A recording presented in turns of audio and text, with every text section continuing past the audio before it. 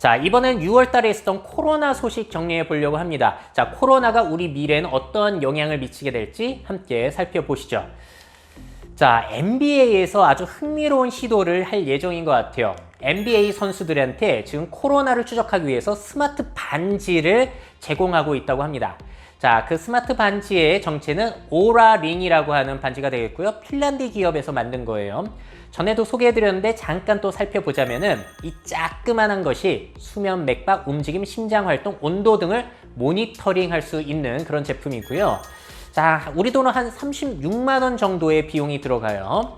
자, 이게 왜 좋냐면은 늘 끼고 있다가 사람이 미처 증상을 느끼기도 전에 얘가 계속 파악을 하고 있으니까 온도 변화라든지 그런 걸로 코로나의 증상을 미리 찾아낼 수 있는 가능성이 있다는 거예요.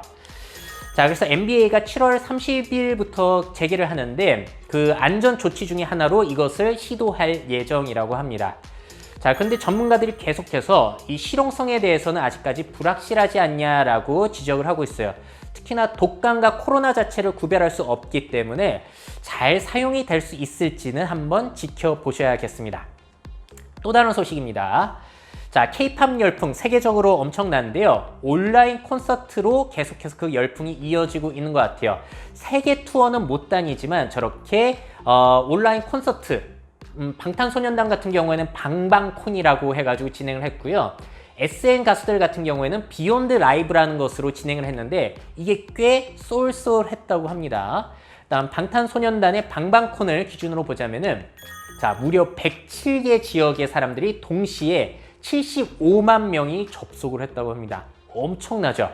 콘서트 하나에서 이렇게 많은 사람들이 접속을 할 수가 없는 거죠. 볼 수가 없는 거잖아요.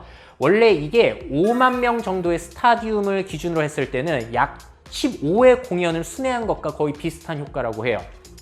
자, 대신에 티켓 가격은 좀 저렴하죠. 회원 같은 경우에는 29,000원, 비회원은 39,000원이니까 뭐 평소 가격의 3분의 1도 채 되지 않는 것 같습니다. 자, 그럼에도 불구하고 워낙에 많은 접속자가 있다 보니까 티켓 수익만 추정을 하기로는 250억 정도, 1회 공연에 이렇게 벌어들였지 않을까 추측이 되고 있고요. 그것뿐만이 아니에요. 칠성사이다, 필라, 서울시 등 광고가 콘서트 중간에 2차례 노출이 됐다고 합니다. 이 광고료가 또 얼마겠어요? 이것도 굉장히 큰 효과가 있을 거고, 일반 콘서트보다 좋은 점이 뭐냐면은 6개의 멀티뷰 화면을 사람들이 이제 선택해서 볼 수 있는 거예요. 멤버별로 선택을 해가지고. 그래서 관객과는 멀어졌지만 오히려 접속을 해가지고 전 세계 사람들이 더욱더 자세히 멤버를 살펴볼 수 있는 이런 장점도 있었던 것 같습니다. 앞으로 이런 시도들 많아질 수 있을 것 같고요. 자, 이런 식으로 온라인상으로 많은 것들이 이동을 하고 있는 반면 우리의 오프라인 환경, 우리의 생활도 코로나에 서서히 적응을 해가고 있는 모습이 보여요. 자, 일단 헬스장.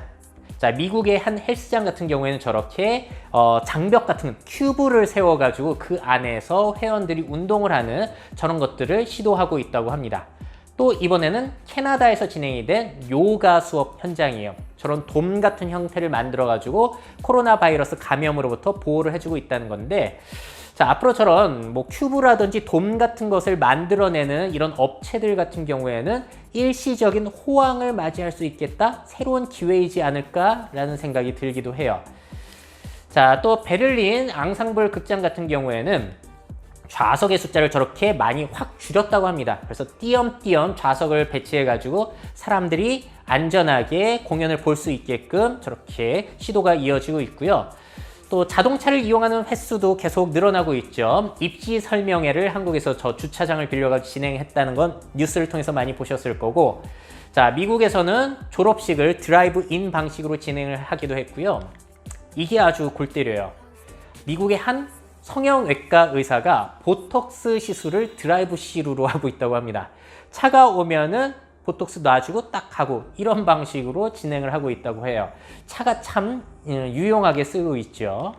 자, 일본의 사례인데요. 일본은 지금 택시 5대 중 1대가 손님 대신에 음식을 배송하는 데에 쓰이고 있다고 합니다. 택시의 손님 수 자체가 줄어들다 보니까 정부에서 지난 4월 21일부터 한시적으로 택시가 음식을 배달할 수 있도록 허용을 해줬다고 해요. 자, 일본도 상당히 택시 업계에서 이런 쪽으로 많이 적응을 하고 있는 것 같습니다. 자, 그리고 이제 휴가철이잖아요. 바닷가 계획하고 계신 분 많으실 텐데, 자, 프랑스 남부의 해변 같은 경우에는 저렇게 로프를 설치해가지고 사회적 거리를 유지하는 데 이용을 하고 있다고 하고요. 그렇다면 한국의 상황은 어떻냐 정리를 해봤습니다. 자, 앞으로 휴가를 가실 때요, 해변에 가실 때 일단 예약제를 일부 해변에서는 실시를 하고 있거든요. 특히나 전남 지역에서는 예약제를 하고 있다고 하니까 알아보시고 가셔야 될 것 같고요.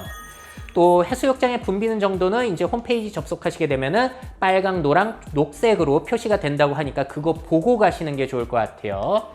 자, 그리고 해변에 갔을 때도 1, 2m 간격으로 파라솔이라든지 차양막 같은 것들을 떨어뜨려서 설치해야 된다고 하고요. 이게 제일 싫은 것 같아요. 물 밖에서는 마스크를 착용해야 한다는 거. 자, 물 나오면 이제 마스크부터 주섬주섬 해가지고 그거부터 써야 된다는 건데, 와, 이거 얼마나 답답할지 상상만 해도 좀 그렇죠. 자, 마스크를 안 쓴다고 벌금을 내거나 하지는 않습니다만, 이제 고용된 사람들이 돌아다니면서 마스크 착용하라고 계속 이야기를 해줄 것이라고 해요. 자, 그리고 보령시 같은 경우에는 체온 검사를 한 다음에 체온 검사 정상이 나오면은 안심밴드를 차고 이제 돌아다닐 수 있다고 합니다. 자, 그리고 샤워실 이용하실 때도 샤워기를 이제 중간중간마다 밸브를 잠가 둔다고 해요. 그래서 샤워할 때도 인원수 자체를 제한한다고 하고요. 해운대 같은 경우에는 백사장에 빨간 우체통을 설치해둬가지고 거기에 사람들이 방문한 사람들은 자신의 명함을 넣어둘 수 있도록 한대요. 자, 왜 그런 일을 하냐면은 해운대에서 만약에 코로나 확진자가 있었다라고 했을 때 그 빨간 우체통에 있었던 명함에 있는 사람들한테 연락을 준다는 겁니다. 우리 해운대에 며칠에 환자가 있었으니까 검사 받으십시오. 이런 식으로 뭐 한다고 하고요. 또 해수욕장의 여름 축제라든지 행사 같은 것들은 대부분 취소가 된다고 하니까요. 화려한 여름 축제는 올해 기대하기 힘들 것 같습니다. 몇 년 동안 기대하기 힘들지도 모르겠죠. 자, 그리고 또 우리가 앞으로 해외여행 그리고 지역 이동을 할 때는 면역 여권이 필요할지도 모르겠어요.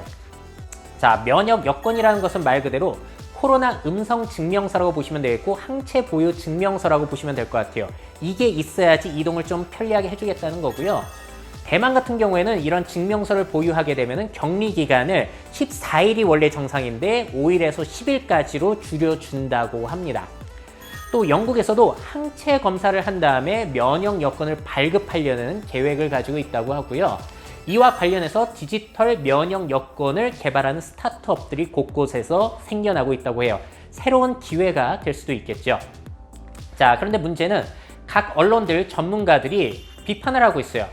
자, 이게 비윤리적이지 않냐라는 건데요. 그들의 주장은 이렇습니다. 자, 일단 항체 지속기간 자체에 의문이 있다는 거예요.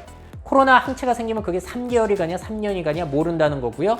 항체가 생겼다고 해서 코로나에 안 걸릴 것이라는 보장도 없다는 거죠. 아직까지는.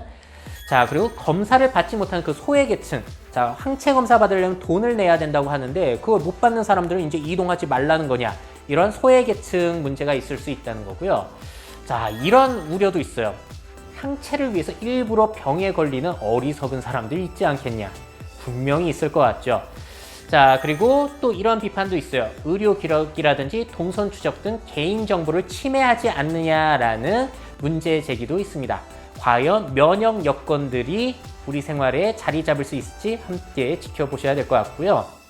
마지막 코로나 소식이에요. 독일의 사례인데요. 독일 같은 경우에는 성평등이 상당히 높은 나라임에도 불구하고 이런 기사가 있어요. 독일에서 팬데믹 때문에 성고정관념을 되살리고 있다. 자, 무슨 말이냐면 아이들이 학교에 가지 못하잖아요. 어린이집에 가지 못하고 집에 있다 보니까 이 아이들을 돌봐주기 위해서 여성들이 집에 머문다는 겁니다. 커리어를 포기하고 집에 머무른 여성들이 늘어나고 있다는 거예요.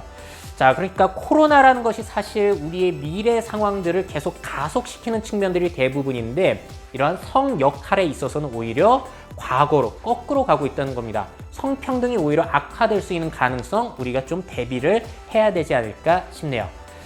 자, 그래서 코로나가 우리가 이제 다 오프라인을 멀리하고 온라인으로만 가는 것이 아니라 오프라인 속에서 이제 적응을 위해서 사람들이 많이 노력을 하고 있다라고 보여지기도 하거든요. 그래서 과연 코로나가 우리 일상 오프라인에서는 어떻게 생활 방식을 바꿔 놓을 수 있을지 지속적으로 또 살펴보도록 하겠습니다.